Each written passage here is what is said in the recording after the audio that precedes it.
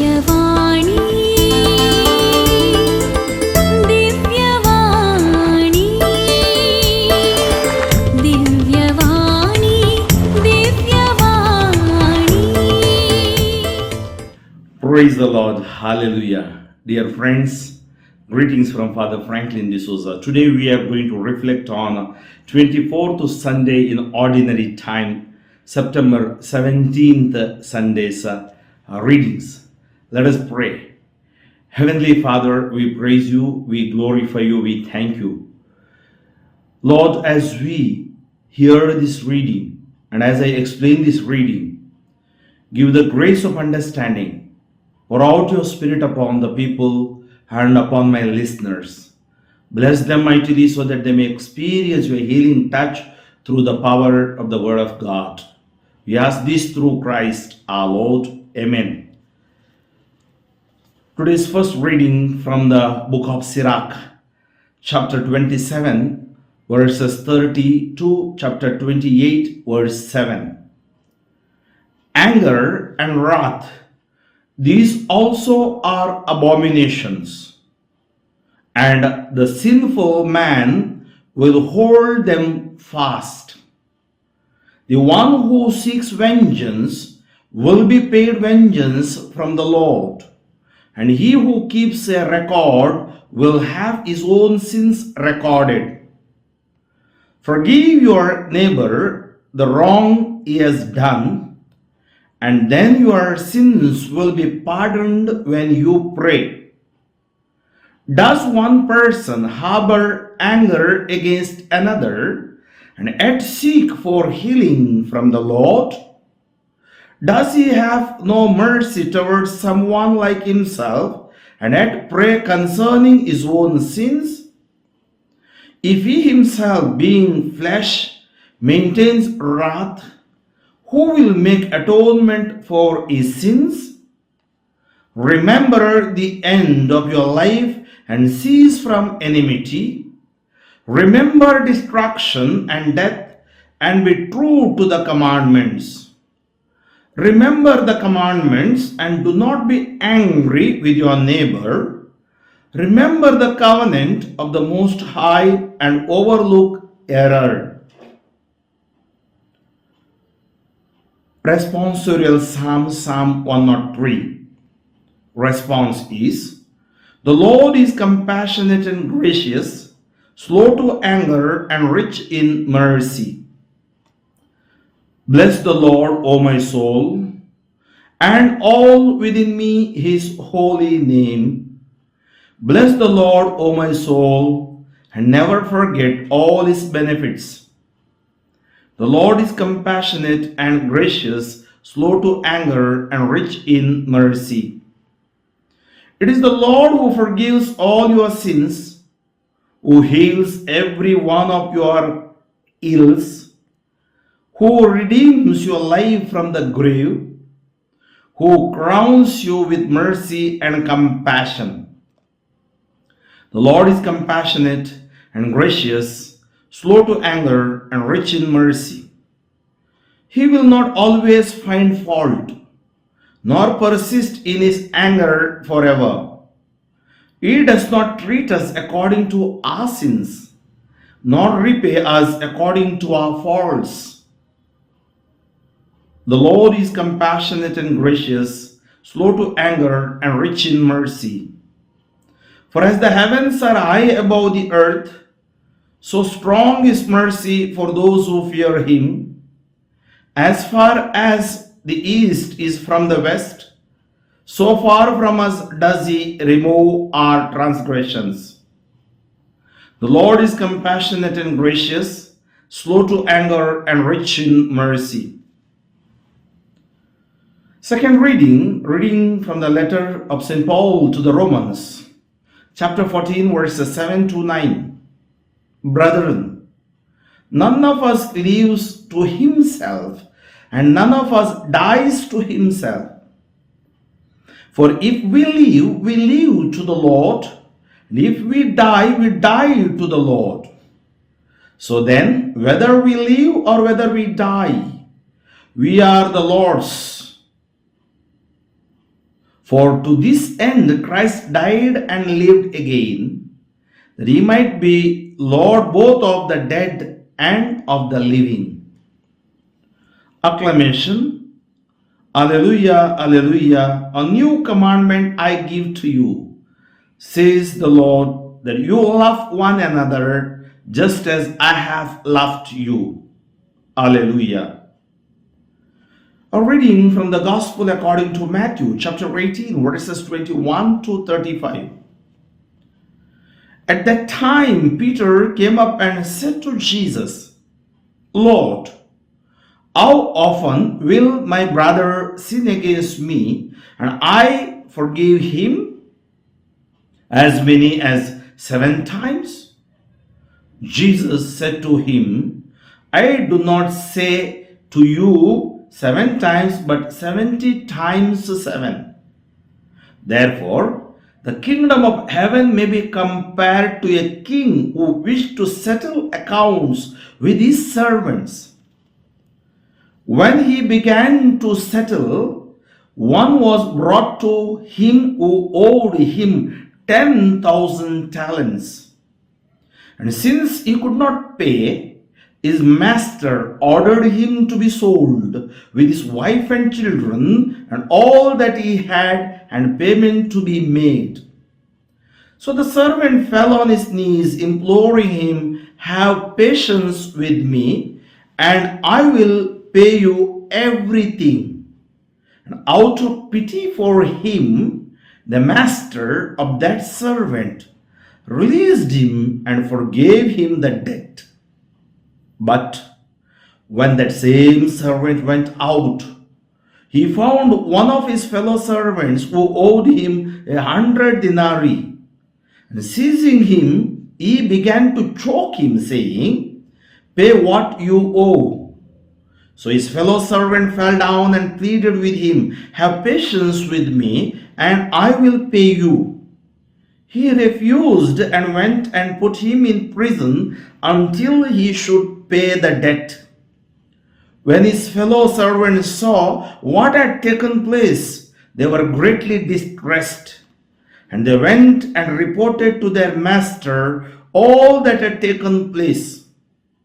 Then his master summoned him and said to him, You wicked servant, I forgave you all that debt because you pleaded with me.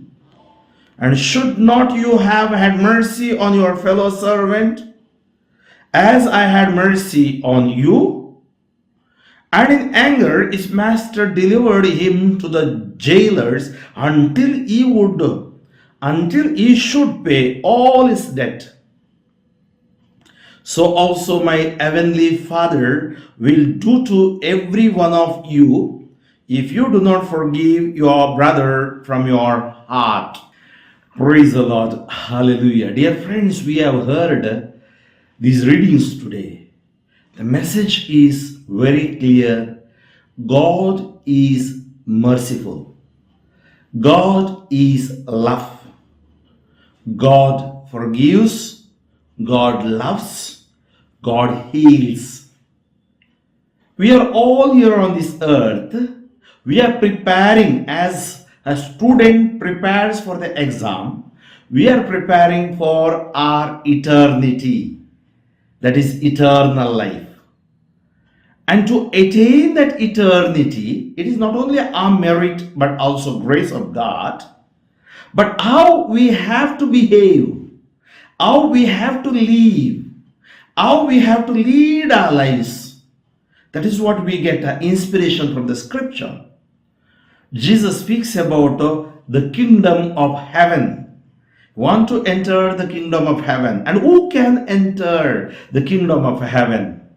And at the end of his parable he concludes, and should not you have had mercy on your fellow servant as I had mercy on you? God is merciful. In this parable, if you see, here the owner is God. And the person who has to owe him 10,000 talents may be I and you. He forgives us. He has forgiven us. When He has forgiven us, when we go out, when we meet our brothers, our sisters, our dear and near ones, how do we behave? There are a lot of problems in our behavior. We behave one thing inside the church, another thing outside. Whenever we are alone, we behave differently. But God puts order. If you want to enter into the kingdom of heaven, it's not as you like you can enter there. It is as the rule of the kingdom, that is love, that is forgiveness, that is humility, that is sincerity, that is simplicity, that is generosity. Through that you have to enter. And that is why He says at the end, mercy is very important. We know in the Gospel of Matthew, Jesus speaks, I have come to seek the lost. I have come for sinners. As physician treats the sick people, I have come for sinners. What I want is mercy. Learn that. It's not that authority, it's the mercy. What we need, I always feel, is mercy and love are the two sides of the same coin. Very important. It is not attained within a day. Through the power of the Spirit and grace of God, and through the Word of God, we can attain that mercy in our lives. We can be merciful. The person who is merciful, he will be peaceful. He'll experience peace. And then He says, so also my heavenly Father will do to every one of you if you do not forgive your brother from your heart. It's very important. There is a gap between head and heart. When the head aches, heart breaks. When the heart breaks, head aches. I always say in the family also, father is the head of the family, wife is the heart of the family, mother is the heart of the family. There's a lot of gap between it. But we have to connect it with the power of the Word of God, with the grace of God. And He says, if you do not forgive your brother or sister from your heart, you will not experience forgiveness from God. And that is what the first reading, and then we have the psalm. First reading from the book of Sirach. Sirach is like headmaster. He teaches us a lot of things. I advise you, as you read Psalms and other books, read Sirach thoroughly, carefully, slowly. He gives a lot of answers for a lot of questions. Sometimes we may be in trouble. You can see how Sirach guides us. He says anger and wrath, both are abominations. Yet sinner holds on to them. And if you have the thought of taking revenge, and God will not forgive you.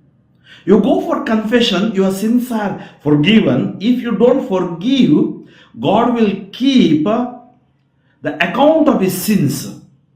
That's why Sirach says, when you stand for prayer, forgive those who hurt you, God will listen to your prayer. That is what Jesus says. Forgive us our trespasses as we forgive those who trespass against us. So we should not harbor anger in our heart. Then He says, remember the end of your life. And then what happens? You will die. Your body will be rotten. And where you will go? Will you attain that kingdom of heaven? Will you attain the eternity? You will bring destruction. So let us not become the people who bring destruction, but we the people, the sowers of the peace, love and joy and mercy among the people. And as you see in today's psalm, is a psalm of healing. You can read it again and again. So he says, it is the Lord who forgives all our sins, who heals every one of your ills. See, the hope we have, who redeems your life from the grave, who crowns you with mercy and compassion. He will not always find fault. We find fault. Husband finds fault with the wife. Wife finds fault with the husband and this thing. He will not find fault. Nor persist in His anger forever. God's anger is not forever. He does not treat us according to our sins. If He would have treated us according to our sins, none of us would have been here. Even me. not repay us according to our faults. So God is merciful, forgiving God. Today, I ask you to give up hatred. Destroy that hatred in Jesus' name.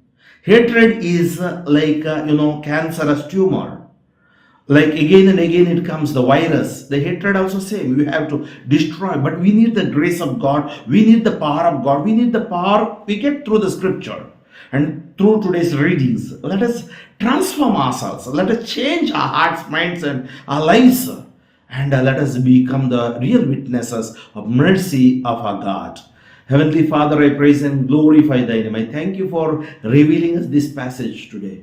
I pray for my brothers and sisters. Have mercy on them. Very especially, Lord, all those who are not able to forgive, all those who live in hatred. Because of hatred, they are sick, they are bedridden. Give them the grace to forgive themselves, forgive you, forgive their neighbors, dear and near ones, whatever may be the wounds.